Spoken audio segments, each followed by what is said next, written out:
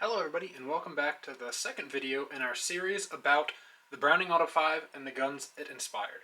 I'm going to introduce you to a new term. It's one I came up with, and it's Not-Auto-5. Haha, very funny. But I will use that term to refer to the guns that are based on Auto-5s but aren't, so the subject of the series will be about Not-Auto-5s from this point on. Of course, here we probably have the best known of all of those guns, the Remington Model 11.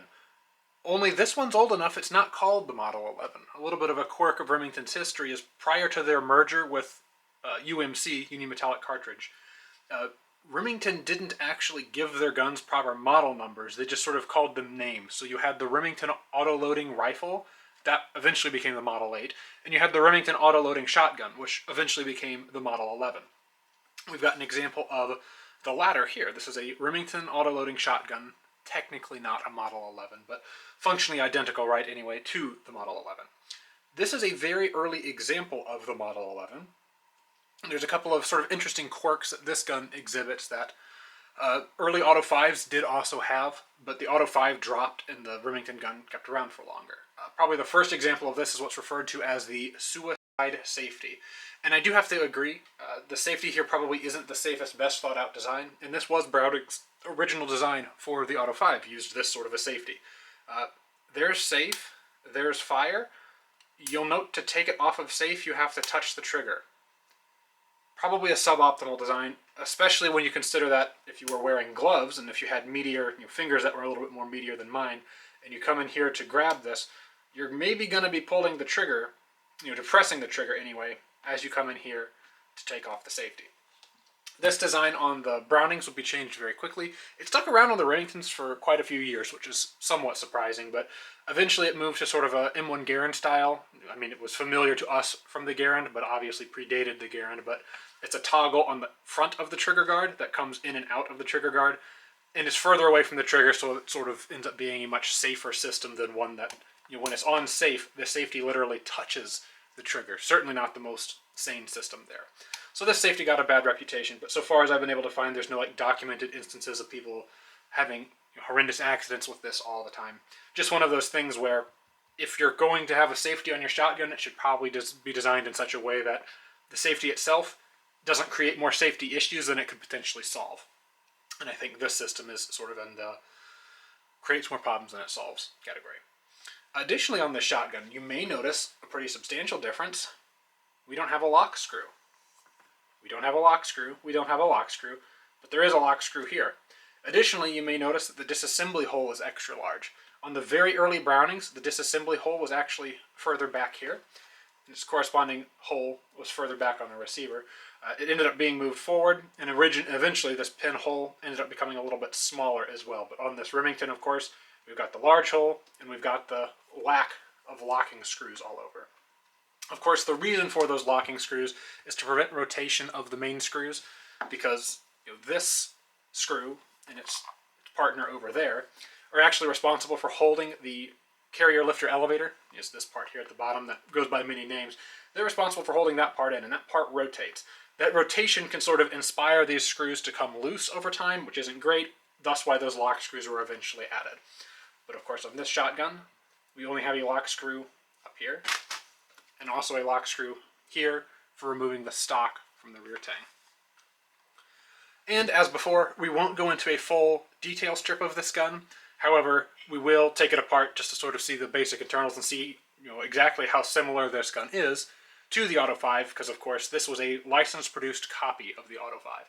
Browning had originally licensed manufacture to FN, but FN's based in Europe, and while Europe would then be the, FN would have to sell guns that were going to be sold into the US through Browning, was the way that agreement worked out. Browning was still able to license US manufacture of the gun. Hey everybody, this is Editor Ivan from the future. I wanted to be a little bit more specific and expand on some details concerning the early licensure of the Auto-5's design. So Browning at this point doesn't really exist as a company per se, at least not the company that we come to know as the Browning Arms Company. It was more Browning the designer selling designs than it was as we sort of perceive it today, where it's a large arms corporation that either imports or manufactures their own firearms and sells them all across the country. It wasn't quite that sort of outfit at this point. But Browning, after failing to after having a falling out with Winchester, after then going to Remington and having the president die, goes to FN.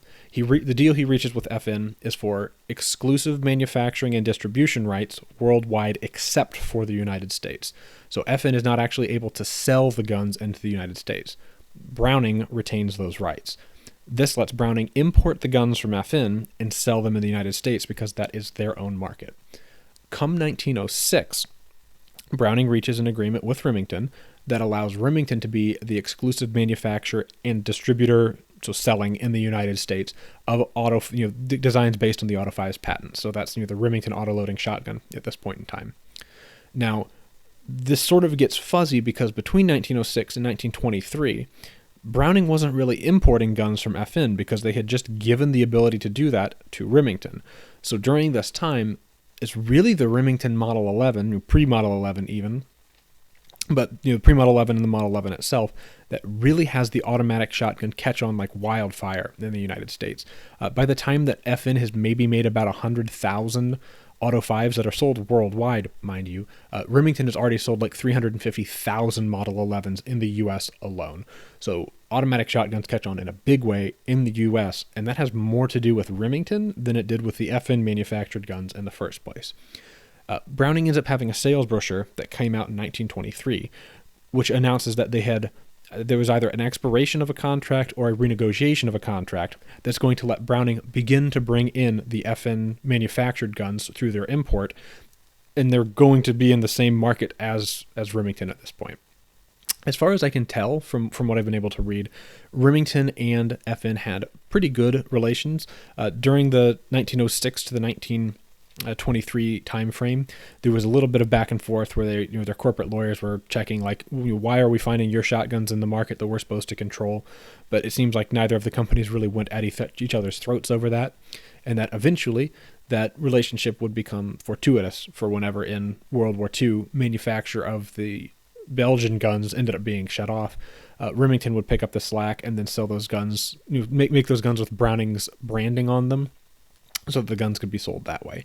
And so that's sort of the short but complete version of the Auto-5's early licensing and history, where it's important to understand that the Model 11 played a extremely, extremely pivotal role in automatic shotguns becoming popular in the U.S., and the Auto-5 was almost entirely absent from the market during this time, at least in the U.S. specifically. So congratulations to Remington. They really did pull it off, and I think sometimes goes without notice for that. But that's sort of the peek under the hood there. And now back to the video. But that's sort of the condition that the Remington Model 11 found itself in. It was U.S. licensed manufacturer of Auto-5s. During World War II, Remington would find itself in a situation where Browning's import of FN guns from FN from Belgium were cut off because obviously the Nazis were occupying the country and did shut down the factories. In fact, they stripped the factories of most of their tooling and machinery, which left FN in a tough spot. So even a few years after the war, while FN was tooling up again, Browning had been manufacturing Auto-5s through Remington. So Remington would make the guns, put Browning's marks on them, and then sell them. And at the same time, Model 11s were still available, so they were identical guns made by the same company. Only one said Browning on them, one said Remington on them. Sort of an interesting quirk of how that worked out. One other thing I should note is that we don't have a magazine cutoff on the Model 11s. I've seen people allege that there were special edition Model 11s that did have that feature. However, I'm not convinced that that wasn't just something that someone added, because of course it's drilling a hole and just modifying the receiver slightly. You could add those parts. However, sort of the giveaway, whenever you're looking at an Auto-5 Auto-5 shaped gun, trying to figure out what it is, if it's got the screw on this side of the receiver, typically you're going to be looking at an Model 11 or Savage 720. The 720s were another American licensed manufacturer Auto-5, again practically identical in all regards to the Remington, because there was a technical data exchange sort of thing that went on there. But the screw, and what the screw does is it retains the magazine tube itself to the gun. The magazine tube is torqued in there extremely tight and then has a screw that sort of acts as a pin to keep the tube from coming loose. Additionally, looking back here at the stock, best I can tell this is an original stock, and the early Model 11s had this. You sort of got a cancellation, not a cancellation, but like a reinforcing hump diamond in the stock here. And the actual round knob Remington stocks are a little bit different shaped than the Browning. So the wood on these guns is actually different than the wood that would go on the Auto-5s. One minor difference there. And I think maybe our final difference to talk about is this charging handle. Probably didn't give you guys a good look at it on the Auto-5 itself, but this charging handle is substantially more chunky, and it is more angled, more substantial than the charging handles that you'd find on later Auto-5s. Early Auto-5s also had this style of charging handle, a little bit more chunky, a little bit more meat to it. And it certainly does want to snag on things a little bit more because it is more substantial. May have been the reason they changed it, even. But that's pretty much it as far as our external appearance here on the Model 11. It's, by all accounts, right, meant to be an Auto-5, license production all the way down even. So, just like an Auto-5, takes down very similarly. We'll jack our bolt back, pop our magazine cap off, which on these guns can be really tight sometimes, but this one's not too bad. Get that off. Get our handguard off. Let our barrel come out. And there we go. Got our gun taken down. There's been some horrible cold bluing things that happened to this barrel over its lifespan. As you can see, it's got some very blotchy finish, especially around the wood. I'm not entirely sure what happened there. This gun's had a little bit of a tough life. And one thing I do want to point out is that while this is the original friction ring system, so you may be able to notice there are some slight differences here, such as the bevel is not as pronounced on the friction piece here. The actual steel band is slightly different, and the dimensions on this control ring are slightly different, sort of showing that Remington didn't just one-for-one make Auto-5s. And while these parts are functionally interchangeable, they're not one-to-one the exact same. And one additional difference is, this is the original recoil spring from this gun. You'll notice it is a square-formed spring. Sort of an interesting quirk of how long ago this was made is, square coil springs were still relatively common at this point. And I believe the very early Auto-5s also had square coil springs going on. But you can see that this spring has collapsed quite a bit. This shotgun was certainly fairly well used by the time I got it. And you can see that the spring has collapsed a fair amount. You can't always tell the condition of Auto-5 springs by how much they've collapsed, but the barrel was very easy to push in and out of the receiver. The friction rings weren't doing much, and the recoil spring wasn't doing much. Just replacing the recoil springs made it so it's got sufficient braking force, because again, the recoil spring is what provides the counteraction that causes the ring to clamp down. So even though this ring doesn't have a lot of preload, not a lot of tension left to it, it does still provide a sufficient amount of braking force, and this gun does shoot amazingly smooth for an 110-year-old shotgun. But as before, this is pretty much all we've got to work with as far as taking the gun down for transport, these sorts of things. Disassembly of this gun is, of course, outside the scope of this video. Maybe I'll do a separate addendum video at some point where it's just specific to Auto-5 takedown, because many of the guns in this series take down, much like the Auto-5, like obviously the Auto-5s do, this one does, the Savage 720 does, and the other Savages that were based on the Auto-5 take down practically in an identical manner. But this is about what we've got. Again, the handguard is slightly different shape, and these handguards do still suffer from the same problems of, the barrel bottoming out against them tries to make them split. As far as I can tell, this is the original handguard to this gun, at least based on how well the wood matches between these two. It seems like the wood's of about the same vintage, and amazingly, there are not cracks in this wood. You can see, of course, the camera's not going to be able to pick it up there, but maybe the camera can pick it up on the front. You can see a little bit of that compression that I was talking about the wood takes. Sometimes it'll take it up here where the cap sits, and just the wood has a slightly recessed ridge in it. That same recess will happen in here where the barrel presses up against it. This one's got a little bit of that going on, but not enough that it would need a shim or something to keep the gun working correctly. But an additional difference of the Remingtons is these two pins. I haven't been able to find a clear answer on if the early Brownings had this as well, but certainly the early Remingtons did. And these two pins sit inside a pair of holes that are drilled here in the front of the receiver, and would do a little bit to sort of strengthen the handguard when it's on the gun. It'll keep it from wanting to be crushed like this or pulled apart like that as things move around on the gun. But that's that's again our Lynch pin here, but here's a Lynch pin just to show you that's gone probably 110 years at this point, and certainly a large number of rounds, and it's held up pretty darn well. go ahead and put this thing back together here. Check our bolt back. Get our spring, control ring, friction ring. I guess one thing I could talk about here with the Auto-5 is whether or not you're supposed to put grease or oil or keep it completely dry on the magazine tube. The manuals that I've been able to tell at various points in time, even for particular guns, they've changed the advice from grease to oil to dry. From an end user experience, you can use oil in instances where you're worried about having excessive drag, but you're not worried about having to top it up. If you do use oil, the friction ring will displace most of that oil in a matter of like maybe 25, 50 rounds, and you'll be back to the point that it's basically entirely dry. If you use grease, that grease will do grease things and sort of stay clung to the surfaces that you apply it to. Grease will manage to stay on there for hundreds of rounds before you might need to wipe off the dirty grease and then put on fresh grease. So I tend to prefer general purpose grease over oil for systems that end up needing the oil.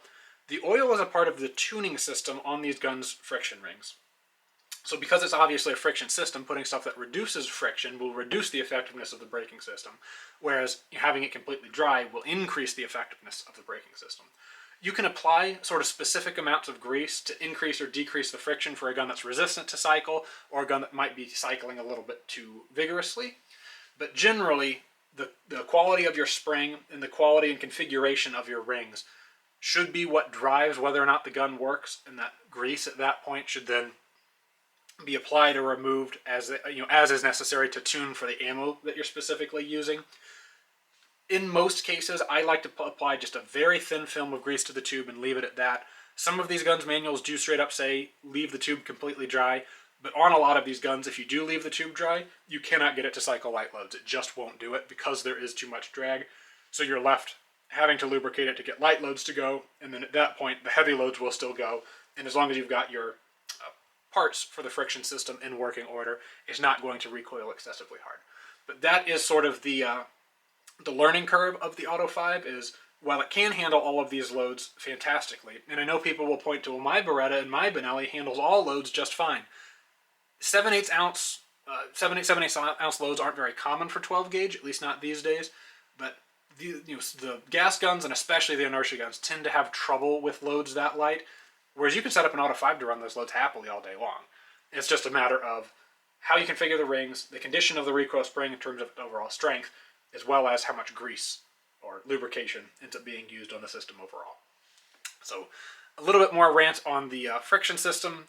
I guarantee you that I will talk about the friction system again more later. But for now, we can go ahead and get our old gun put back together here. Maybe one other thing to talk about, actually, is the barrel lug here. Some of these guns that we'll talk about will have barrel lugs that were manufactured in one piece with the barrel. Some of them, like this Remington, is actually a separate piece that's soldered on there. It may sound scary to have a part like this soldered on, but they use high temperature silver solder. It's the same thing that holds rifle sights on bolt action rifles and these sorts of things. It does hold up very well.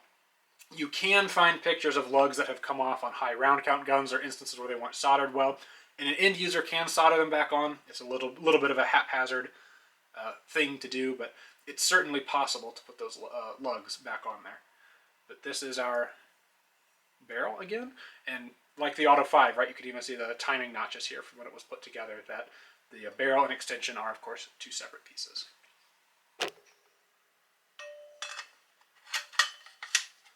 Alright, got that here. And again, the reassembly involves pulling the barrel back into the receiver, getting the rail notches lined up, and sliding your handguard over.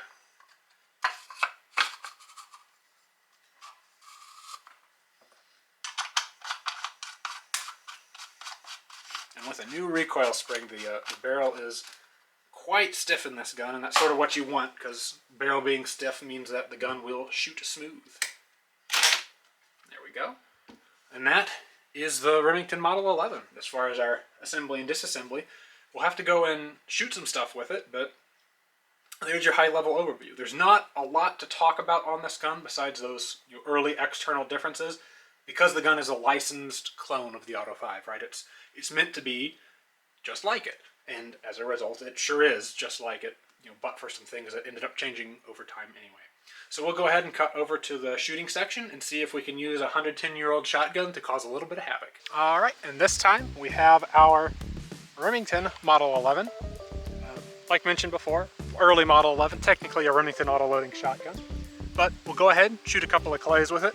But not much will be different here compared to with the Auto 5, with the notable exception of we've got no magazine cutoff on this Model 11. But loading and unloading, pretty much the same process. One shell into the action, hit the button, hold the button down, and drop shells on the ground until you're out of shells to drop on the ground. Of course, there's how you actually do it. We'll go ahead for a full tube here, and today we're shooting the good stuff, AA's, heavy loads. So we should be able to bust some birds up pretty good. If I remember correctly, this gun is choked full, so where you've got quite a bit of choke for as close as we are to the targets. But of course, we shoot close to the targets because I want you guys to be able to see the thrower, the gun, the bird in flight, and then the break, all in one camera shot without it being too disorienting. So hopefully we've got that framed up here pretty well for you guys. We'll go ahead and break a couple birds here.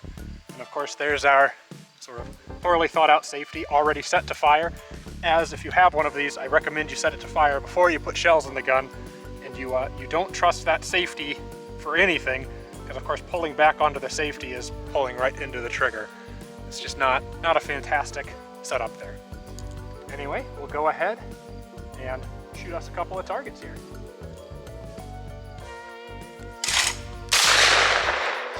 I'm not sure if that ejected.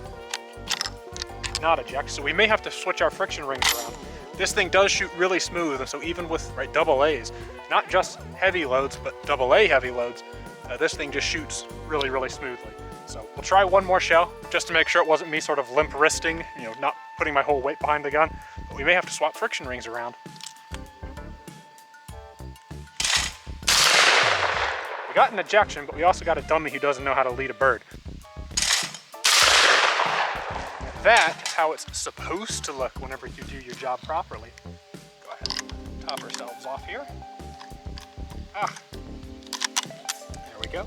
And assuming the trap thrower wants to work for us this time, we'll just go through the rest of the rounds on the gun and get a little bit of slow-mo.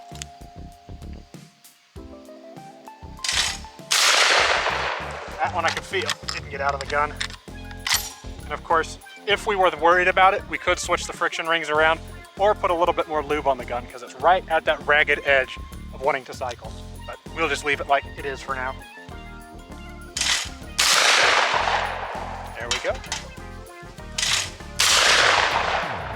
There we go. When redding this thing out of shells, we'll get it loaded back up, see if we can get a little bit of slow-mo, but man, I really, really do like this gun.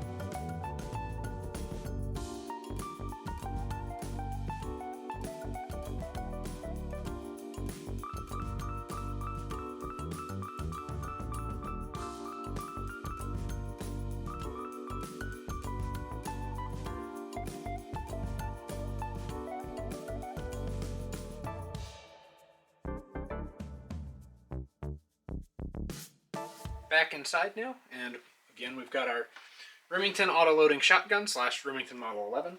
It's been a couple of weeks since I actually filmed the shooting section, now finally getting back around to the sort of wrap up here.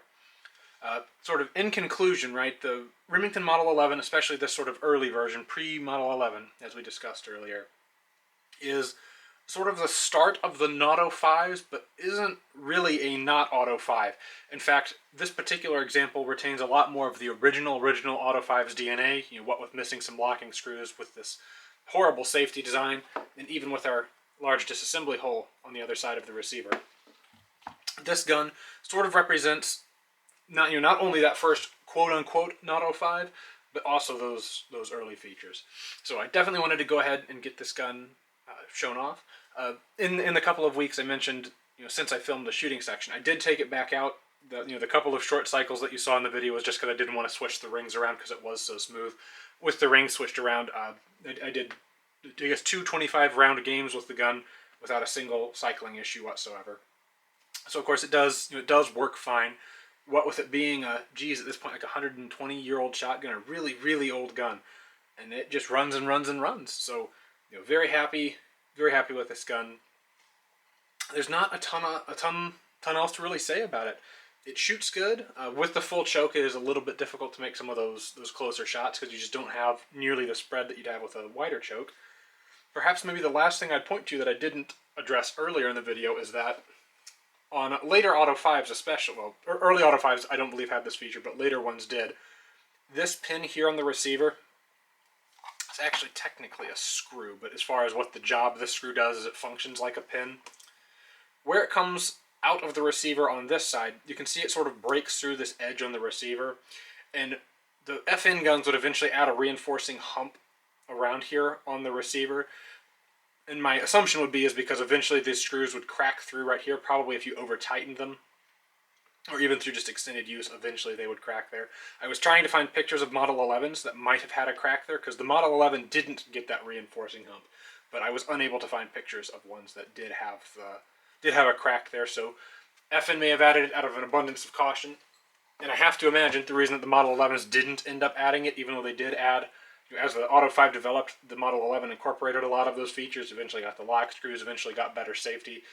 It didn't copy this, and I have to assume the reason for that is it wasn't as necessary as perhaps FN thought it was whenever they added it. But there you go, that's sort of the last feature.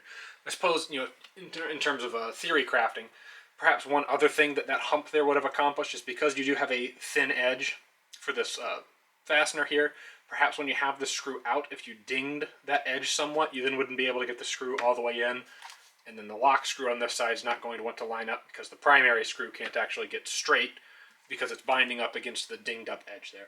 Hard to say exactly, but that's sort of my thoughts there. The one sort of difference I didn't point out earlier is that the reinforcing hump can at least clue you into what receiver is which. But that's been the Remington Model 11. I love these guns. I think they're great.